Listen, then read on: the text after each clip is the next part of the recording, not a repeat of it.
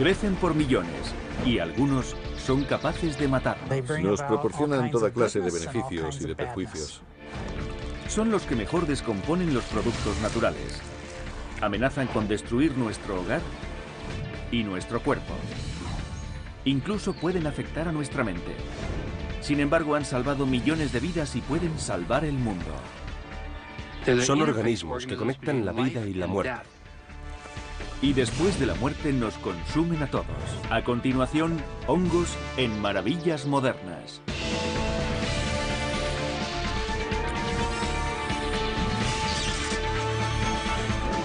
Maravillas Modernas.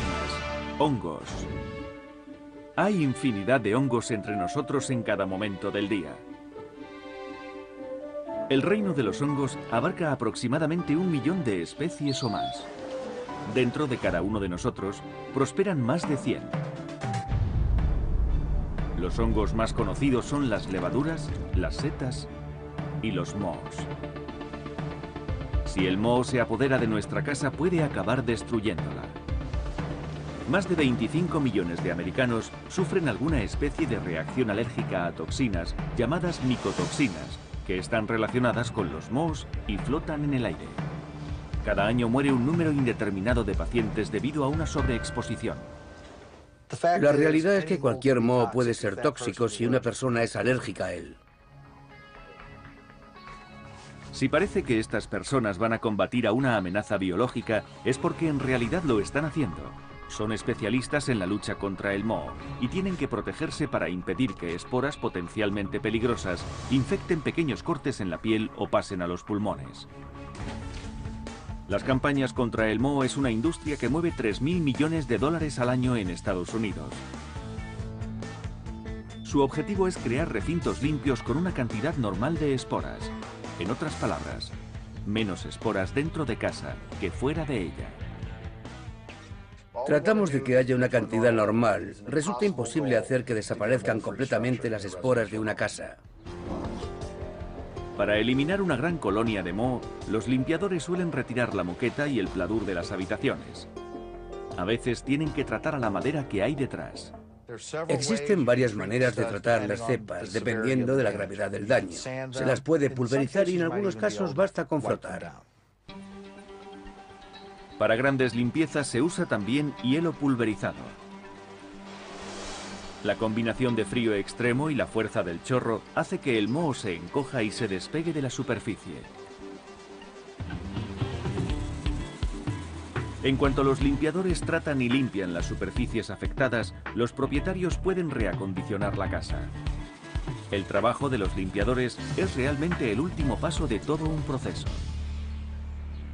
Antes de intervenir, un especialista en moho debe evaluar la gravedad de los daños. Cuando se confirma la presencia de moho en la casa, el consultor recoge muestras superficiales y del aire, también de las habitaciones contiguas, para comprobar si se ha extendido la contaminación. Las muestras se analizan en un laboratorio para hacer recuento de esporas e identificar el tipo de moho. El moho se propaga por el aire a través de esporas. Su principal forma de reproducción es similar a las semillas de las plantas. De la espora crece una hifa o filamento. Un colectivo de esas hifas, conocido como micelio, forma una red parecida a un conjunto de raíces, la parte visible del moho. El micelio emite enzimas que descomponen los alimentos, o como en este caso, la pared, para absorber o ingerir los nutrientes. A más esporas, más moho. Producen colonias que esparcen las esporas. Normalmente es un círculo vicioso.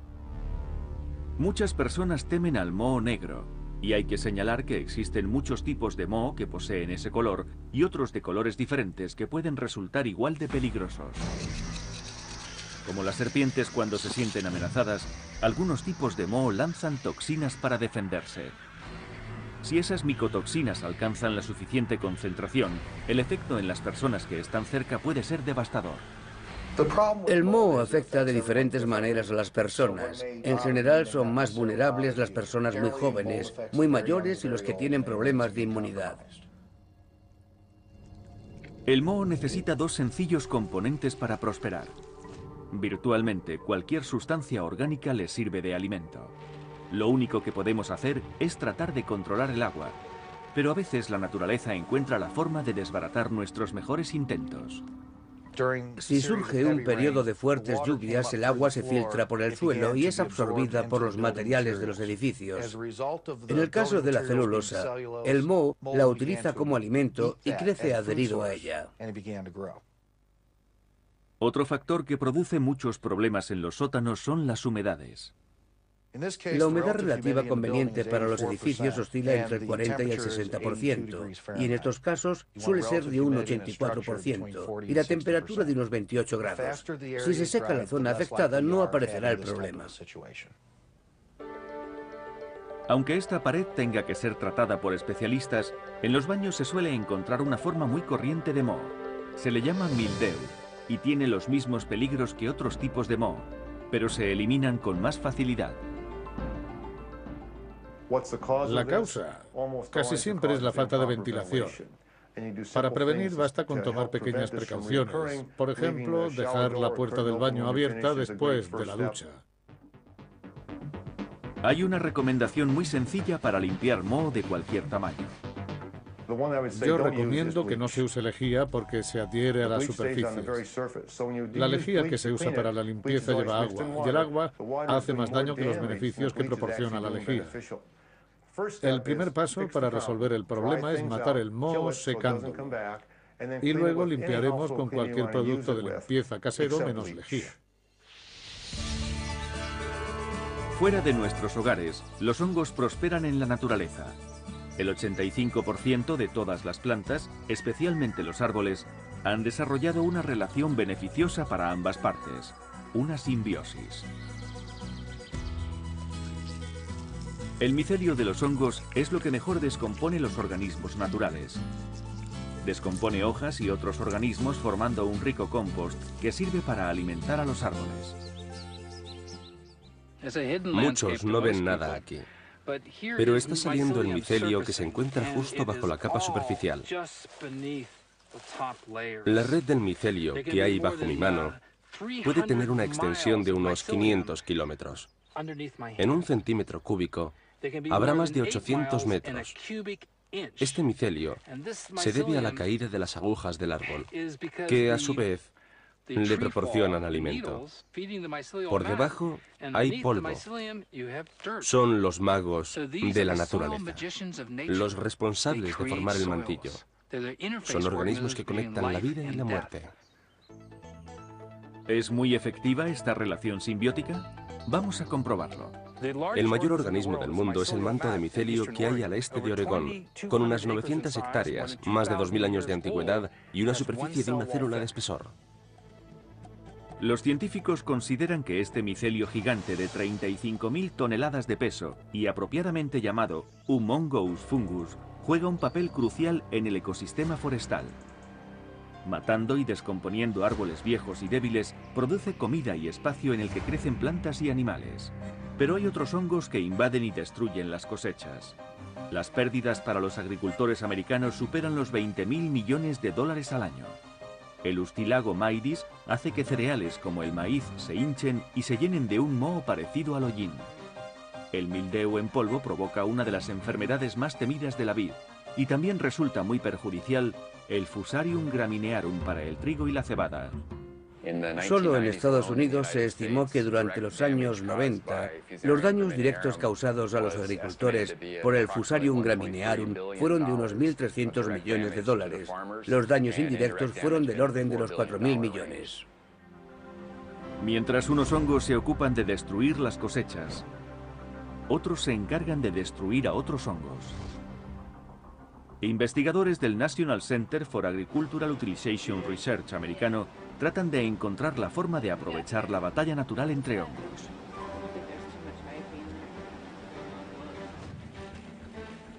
Utilizan hongos para crear fungicidas y pesticidas que sean seguros para el medio ambiente. Es decir, quieren ejercer un biocontrol.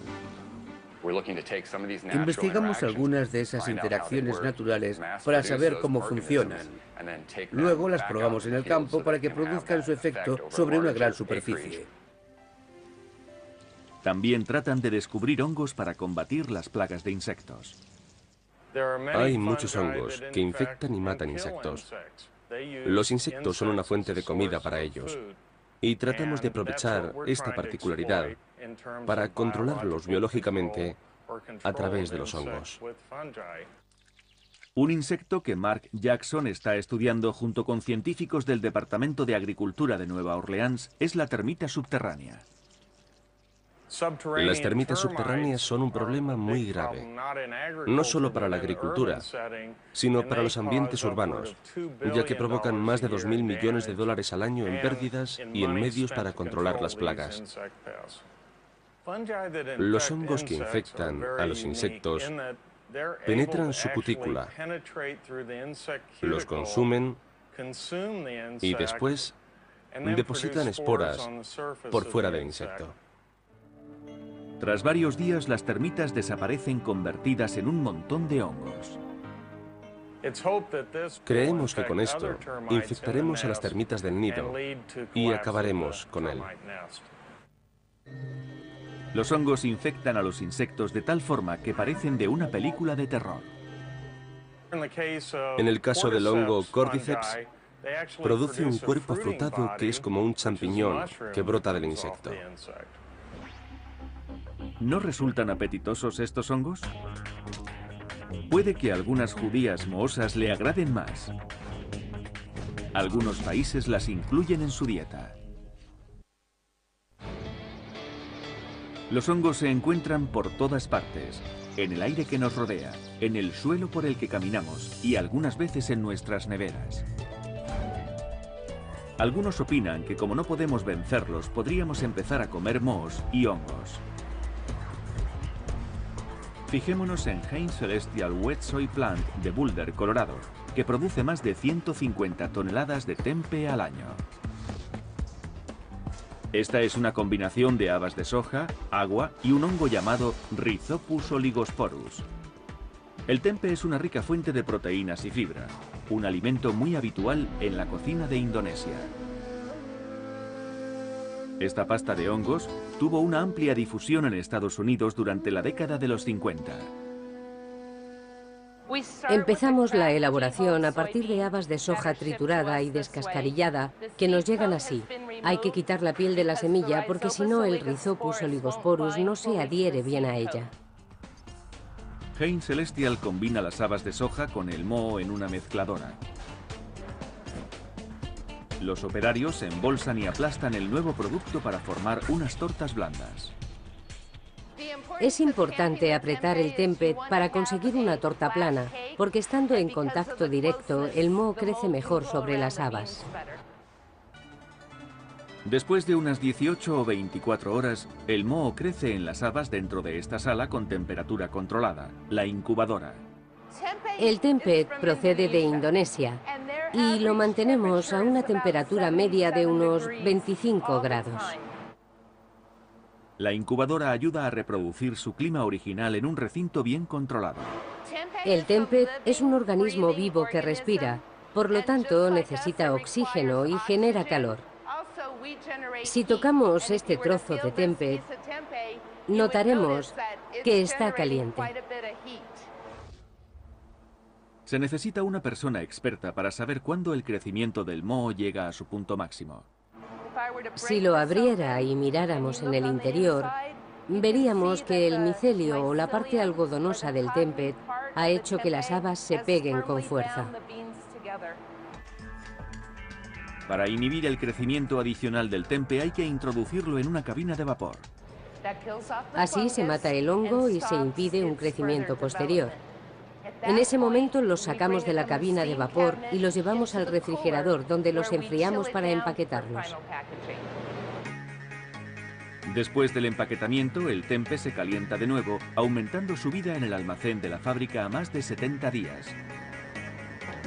Luego se enfría y se envía a los supermercados. Con algo de textura y sabor a nueces, el tempe es un perfecto acompañamiento y puede ser incorporado a muchos platos populares. Al otro lado del Atlántico, Wetsoy, una compañía británica, ha encontrado la forma de no usar habas y convertir el moho en uno de los productos no cárnicos más populares de Europa. Quorn. Tan solo en Gran Bretaña se consumen todos los días más de 500.000 de platos basados en quorn.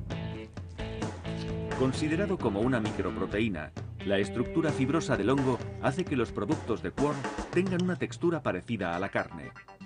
Y con los condimentos adecuados, sabe igual que el pollo.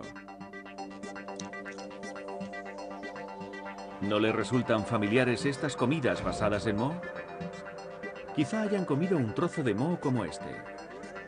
Se suele utilizar para madurar muchos quesos, o en la corteza blanca del brie o del camembert, o en los trocitos que destacan en el queso azul o el gorgonzola.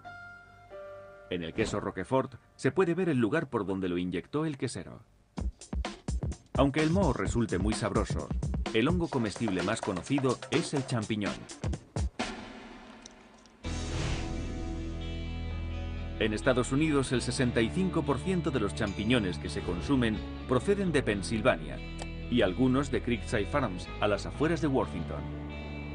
La mayor granja de champiñones del mundo, Creekside, cultiva principalmente champiñones dentro de 250 kilómetros de túneles de caliza, lo que añade cerca de 320 hectáreas de espacio de cultivo a 100 metros por debajo de la superficie.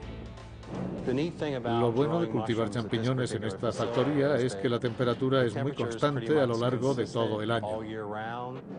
Mantenemos unos 17 grados con un 95% de humedad, lo que hace que los champiñones se reciclen cada 24 horas. Debido a que los champiñones maduran a diferentes velocidades, deben ser cogidos manualmente. Creekside cosecha más de 12.000 toneladas al año. Pero a 450 kilómetros se encuentra Kennett Square, que se ha autodenominado la capital mundial de las setas. La mayor concentración de granjas del estado se encuentra aquí, incluyendo a Phyllis Mushroom Farms, la mayor productora de setas de especialidad. Aquí las setas crecen en bolsas, botellas y lechos. Y tienen nombres como maitake, pom pom o melena de león, shiitake, cardo, ostra, enoki, crimini y las que más se venden, las portobello. Producimos alrededor de 4.000 toneladas de setas al año, de todas las variedades. Es todo un reto, pero es muy agradable. Esto se consigue mediante unos 90.000 metros cuadrados de espacio para cultivos, distribuidos en 125 naves de 18 metros de largo, sin ventanas y con temperatura controlada. En esta sala cultivamos crimini y portobello. Una portobello es una seta madura en la que el velo se separa y deja a la vista las laminillas. Esta seta comienza siendo una crimini. Cuando las setas están cerradas, se ve el talo y el sombrero, y dentro están las laminillas. Pero antes de que las setas crezcan y se conviertan en portobelos, deben reproducirse en un lugar muy bien esterilizado y aislado. Cuando sueltan las esporas hay que unirlas a un portador, tal como serrín o granos de mijo, para crear un cultivo maestro. A continuación se ponen en una bolsa con grano esterilizado. Entonces es cuando se realiza el proceso real de reproducción que empleamos para las setas. Las esporas se ponen en un sustrato o base de crecimiento. En el caso de los crimini o portobello, los sustratos son lechos grandes de compost. La granja proporciona las condiciones óptimas de crecimiento, ajustando la temperatura, la humedad, la renovación del aire y la cantidad de dióxido de carbono de la sala. Estos hongos blancos que vemos aquí son realmente setas. Lo que se come es el cuerpo afrutado del hongo, que es lo que conocemos como seta. Los cultivadores son los que deciden cuándo las setas están listas para ir al mercado. Esta seta puede doblar su tamaño en 24 horas. Cuanto más volumen, más pesa. Y como nos pagan por kilos, cuantos más recogemos, más ganamos. Una de las ventajas del oficio es que tengo que probar las setas dándoles un pequeño mordisco por arriba. Es fantástico. Una buena forma de preparar portobelo es quitarles el tallo, macerarlas con nuestra salsa italiana favorita durante unos 15 minutos, hacerlas en la parrilla, añadirles un poco de queso asiago, algo de pimiento rojo asado, ponerlas en una baguette crujiente y bellísimo. No hay nada mejor. Las setas silvestres hacen las delicias de los entendidos. Nada se puede comparar con salir a recogerlas. Para los que conocen cuáles son las setas comestibles y sabrosas, la recolección puede ser un pasatiempo provechoso. Las variedades más difíciles de encontrar llegan a valer unos 1000 euros el kilo. Recoger setas se está convirtiendo en una afición popular. Es divertido, se parece a la búsqueda de los huevos de Pascua. Algunos de los trofeos comestibles de los recolectores de setas son las chanterelle, las coral rosadas, las liophyllum, las boletus edulis, también conocidas como porcini, y las morillas, una de las setas silvestres más apreciadas. Los buscadores de morillas suelen encontrarlas en las calvas calcinadas de los bosques de hoja perenne. Todas las primaveras florecen las morillas. En los grandes claros de los bosques se llegan a juntar hasta 5000 buscadores de setas. Esta bolsa debe pesar unos 2,5 kilos y en una hora hemos recogido 3 bolsas. Las morillas salvajes frescas se llegan a vender a unos 185 euros el kilo. Pero no hay ningún hongo que se pueda comparar al más apreciado de todos, la trufa. En efecto, una trufa italiana blanca que pesaba 1,5 kilos se vendió en una subasta a más de 200.000 euros. Si hubiera estado por aquí, la habrían olido a 100 metros de distancia. Debido a su alto precio e intenso sabor, suelen servirse en pequeñas porciones en multitud de platos. El dinero tiene poca importancia cuando se trata de setas peligrosas y mágicas. ¿Podrían haber conseguido que volaran los renos de Papá Noel? Hay miles de especies de setas silvestres en Norteamérica. De todas ellas, los investigadores consideran que unas 100 son tóxicas. Eso quiere decir que pueden afectar a los seres humanos mental, física e incluso mortalmente. Recoger y comer una de estas setas puede transformar una agradable comida en un inoportuno malestar e incluso causar la muerte. Resulta evidente que deben diferenciarse las setas venenosas de las comestibles. Si comemos una y nos sentimos mal al cabo de un par de horas, lo más probable es que no se trate de una seta muy peligrosa. Aparecerán dolores de estómago, diarrea y vómitos. Pero las toxinas que provocan una reacción inmediata no suelen poner en peligro la vida. Si se presentan los síntomas después de 12 horas o más, puede ser debido a que las setas eran muy tóxicas, de esas que tanto hemos oído hablar. Las toxinas de las setas venenosas, tales como la Amanita phalloides, dañan los riñones y el hígado. Hubo un caso en Polonia con una seta parecida en los años 50, donde más de 100 personas de una pequeña comunidad se pusieron repentina y misteriosamente enfermas, y 11 de ellas murieron. La seta que las envenenó no produce ninguna reacción hasta 2 semanas después de la ingestión. De ella se ha dicho que es la perfecta asesina, porque se puede comer, no produce ningún síntoma. La asesina se marcha y 2 semanas más tarde, la víctima muere. Quizás eso fuera lo que pensara la emperatriz romana Agripina cuando en el año 54 después de Cristo quiso que su hijo subiera al trono. Se dice que su marido, el emperador Claudio, murió debido a causas desconocidas después de comer un plato de setas. Y eso mismo le ocurrió a Alejandro I de Rusia y al emperador Carlos VI del Sacro Imperio Romano. Nunca debemos comer setas si no las conocemos bien.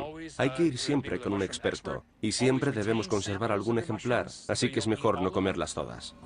Existe una seta que raras veces causa la muerte, pero es muy conocida como sustancia psicoactiva. La Amanita muscaria, la famosa seta venenosa, la seta roja con manchas blancas que nos recuerda a Santa Claus, a las Navidades y a sus adornos.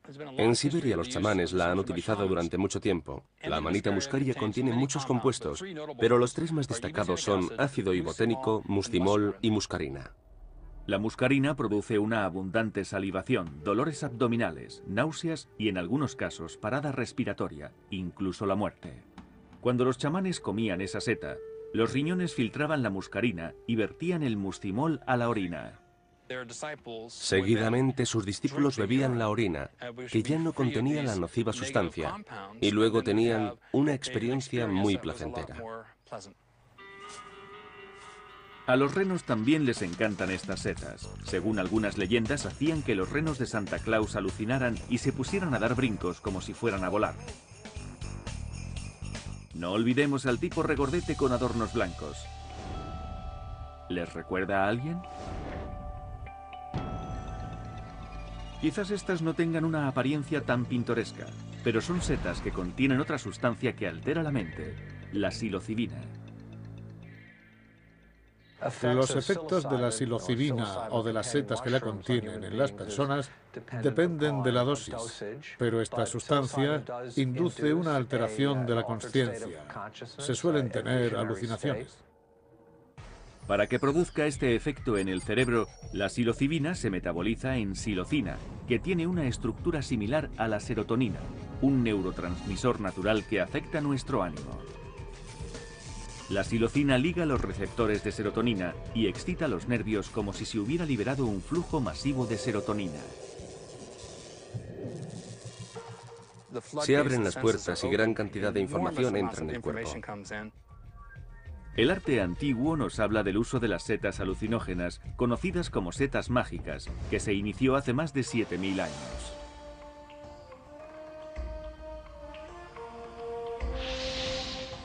En la antigua civilización azteca, las setas mágicas ocupaban un papel muy importante en muchas ceremonias religiosas y curativas. Todo eso cambió durante el siglo XVI con la llegada de los conquistadores españoles al Nuevo Mundo. Los españoles castigaron el uso de las plantas alucinógenas con las penas más duras, incluyendo la muerte. En consecuencia, el uso de estas drogas por parte de los nativos americanos pasó a ser clandestino durante siglos. En mayo de 1957, la revista Life publicó un artículo sobre el uso de las setas de psilocibina en México. Algunos profesores de psicología tomaron nota. Hubo muchos casos en Harvard, cuando desde México empezaron a conocerse los efectos del consumo de estas setas. Se inició un creciente interés en el campo de la psiquiatría, en particular entre los investigadores que estudiaban los efectos de una variedad de compuestos psicodélicos, incluyendo la psilocibina.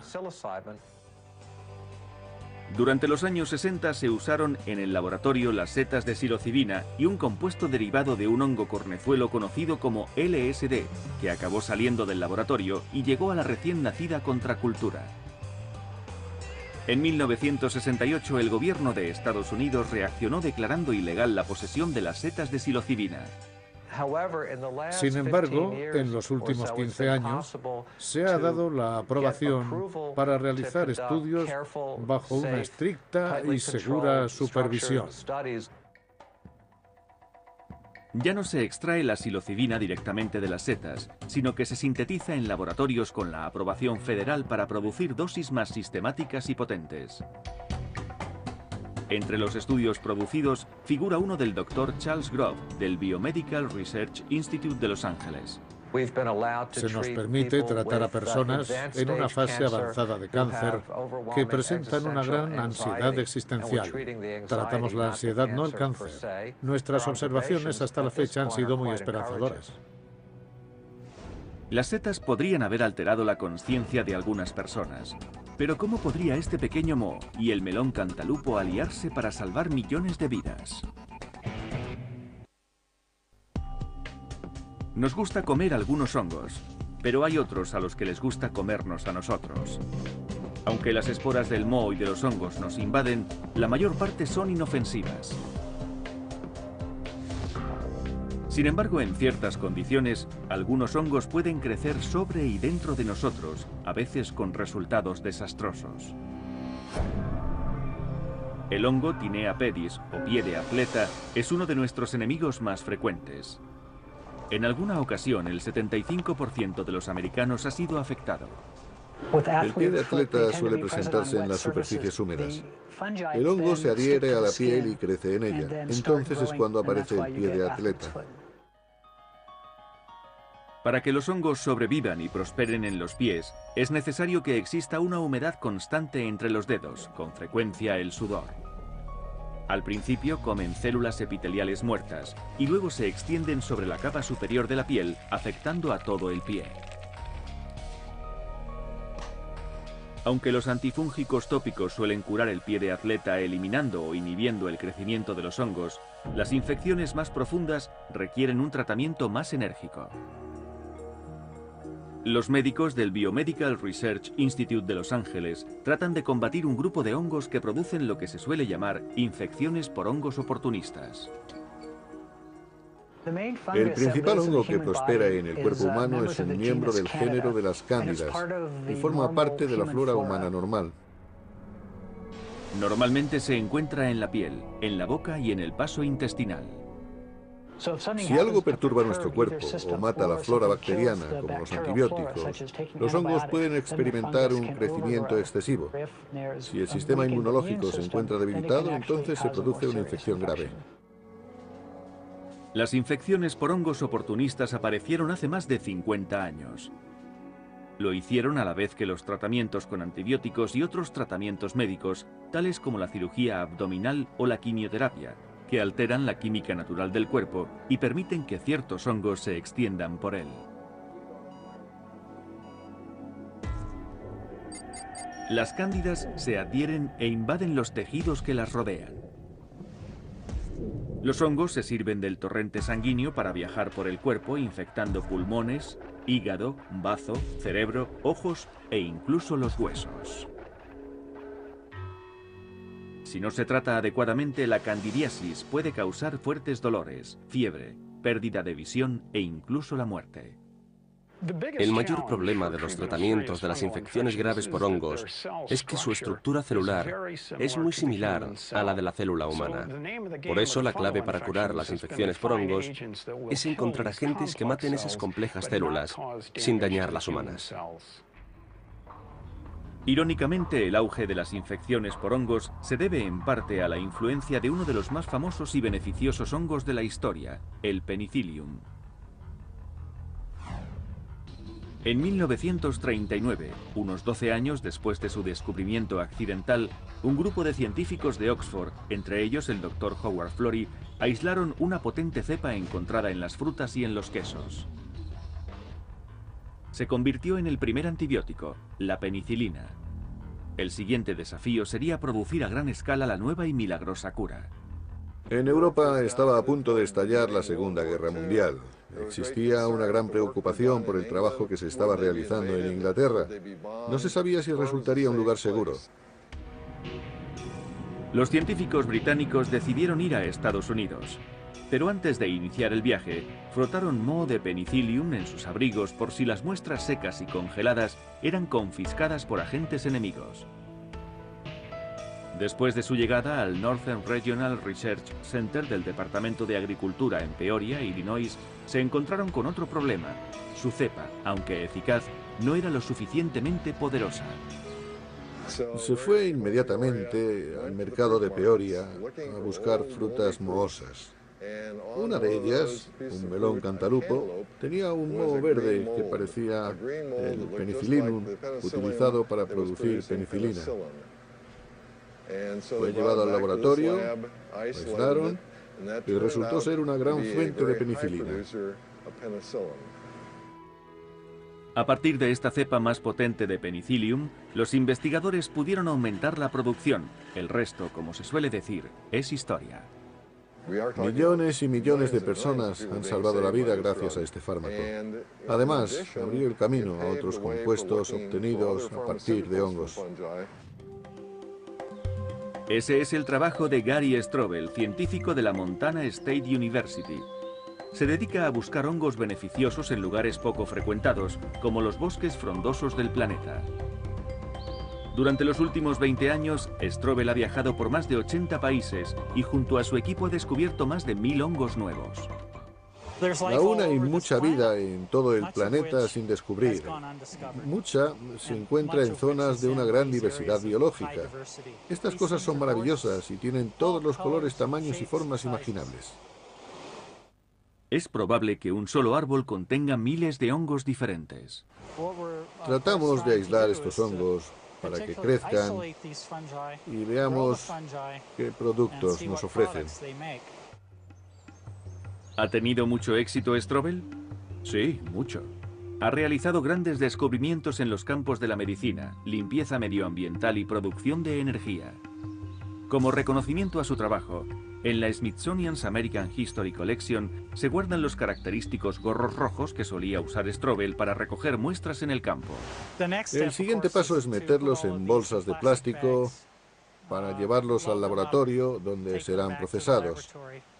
Nos interesan los microorganismos, los hongos que viven dentro asociados a los tejidos de las plantas. En el laboratorio les hacemos una esterilización superficial. Y el siguiente paso es penetrar en el tejido del tallo para ponerlos en los platos agar. Después de unos días, las hifas o los tejidos de los hongos invaden los platos de cultivo. Esta es una simple muestra de lo que solemos hacer cuando vamos a un bosque en busca de algo peculiar, para después realizar un duro y extenso trabajo de laboratorio. Hemos recogido muchísimos organismos y sería una buena oportunidad para un futuro científico empezar a estudiar algunos de estos hongos. Estudiar los hongos no solo puede salvar vidas, sino también resolver la crisis mundial del combustible.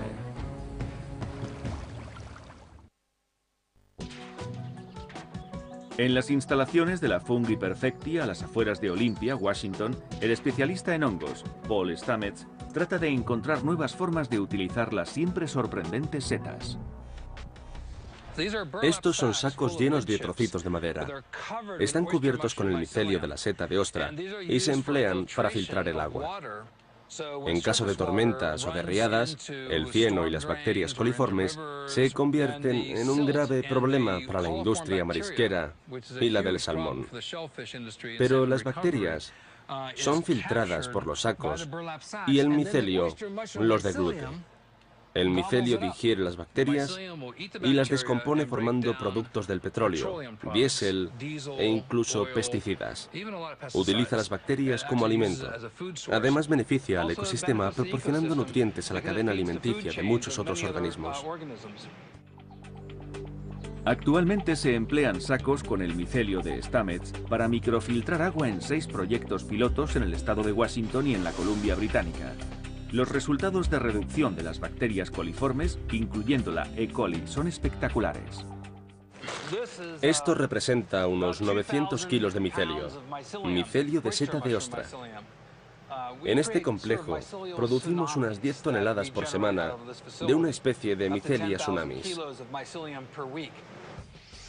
Este micelio es repartido por todo el país para realizar proyectos medioambientales.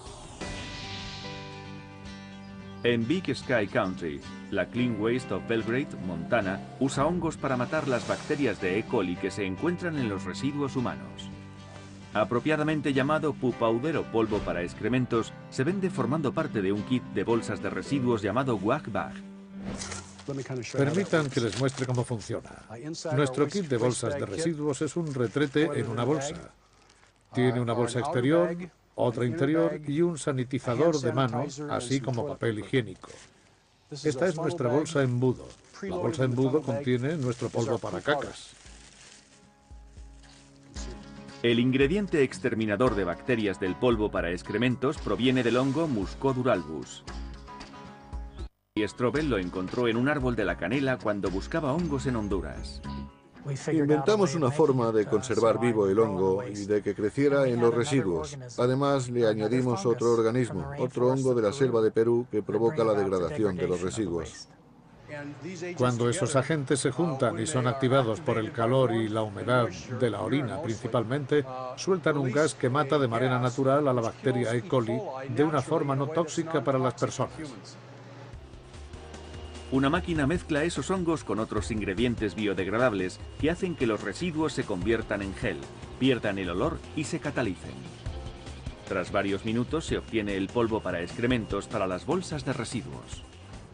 Cuando una persona termina de usar el inodoro, dobla la bolsa, la mete dentro de la bolsa exterior y la cierra.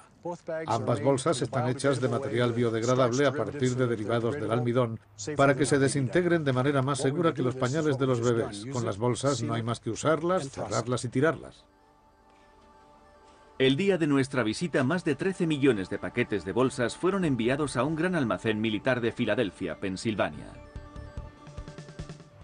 La mitad de nuestra producción es para el ejército y el FEMA, la Agencia Federal para el Manejo de Emergencias. También vendemos mucho al mercado al por menor de los camping. Otro mercado que está teniendo un gran auge es el sanitario, hospitales, residencias y centros de asistencia.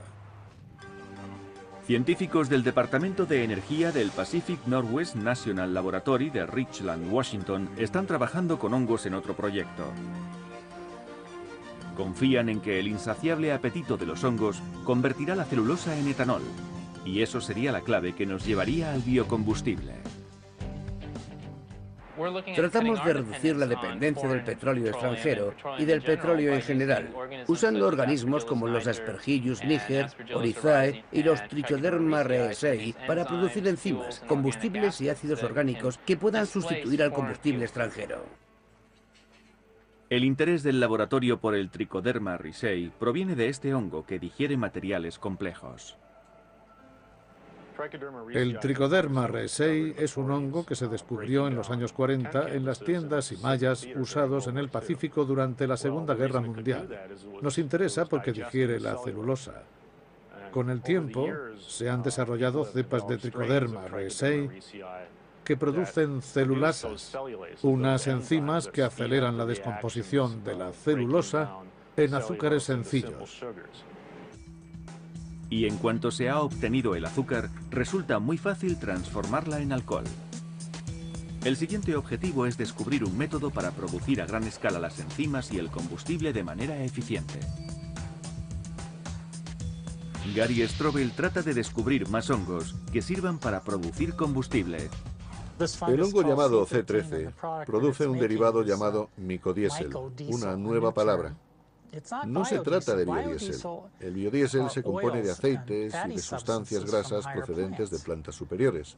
Este es el auténtico diésel. Este hongo crea muchos de los ingredientes del diésel y actualmente se está produciendo en cantidades que lo harán comercialmente viable.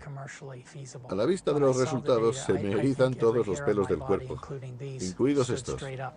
Es posible que falte poco para que llenemos el depósito de nuestro coche con combustible procedente de hongos. Puede que funde una compañía llamada Strobe Oil.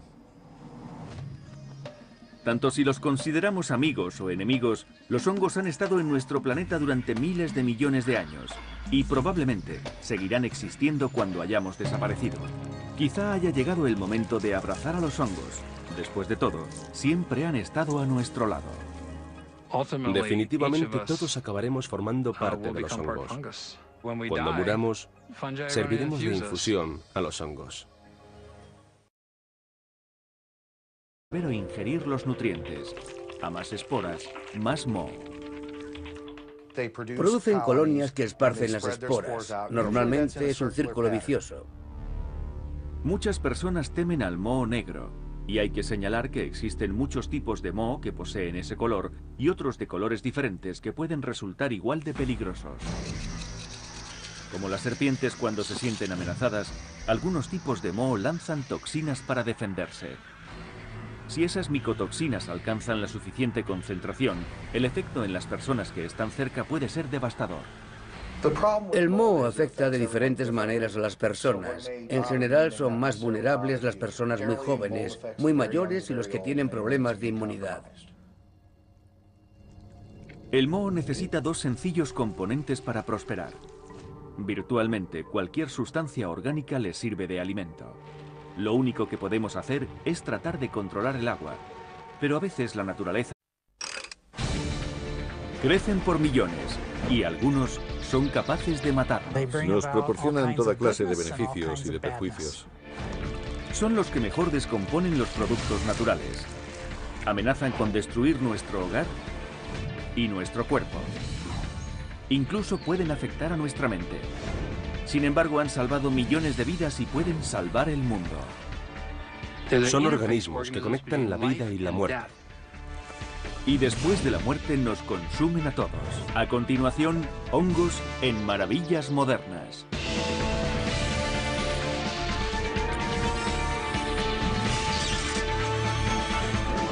Maravillas Modernas. Hongos. Hay infinidad de hongos entre nosotros en cada momento del día. El reino de los hongos abarca aproximadamente 1 millón de especies o más. Dentro de cada uno de nosotros prosperan más de 100. El trabajo de los limpiadores es realmente el último paso de todo un proceso. Antes de intervenir, un especialista en moho debe evaluar la gravedad de los daños. Cuando se confirma la presencia de moho en la casa, el consultor recoge muestras superficiales y del aire, también de las habitaciones contiguas, para comprobar si se ha extendido la contaminación. Las muestras se analizan en un laboratorio para hacer recuento de esporas e identificar el tipo de moho. El moho se propaga por el aire a través de esporas.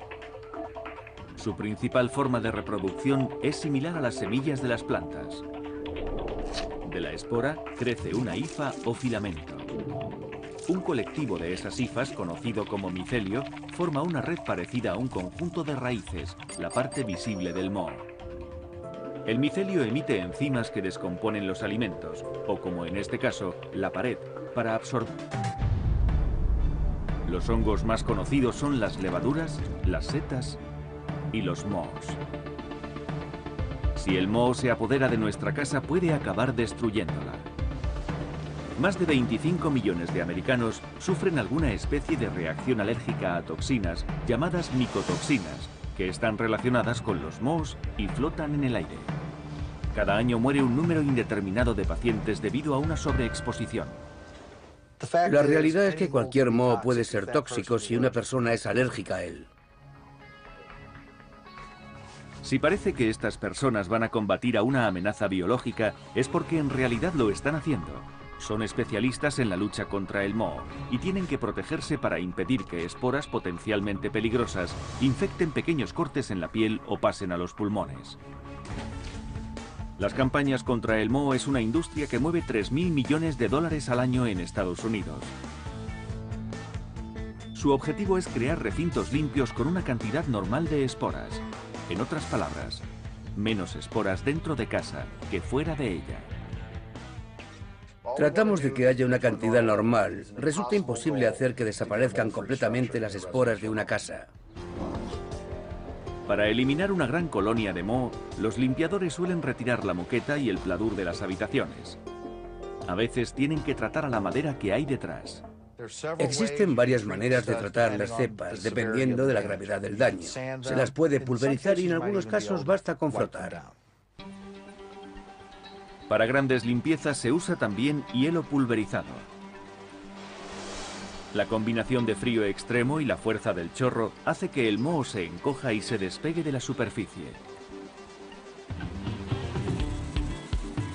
En cuanto los limpiadores tratan y limpian las superficies afectadas, los propietarios pueden reacondicionar la casa.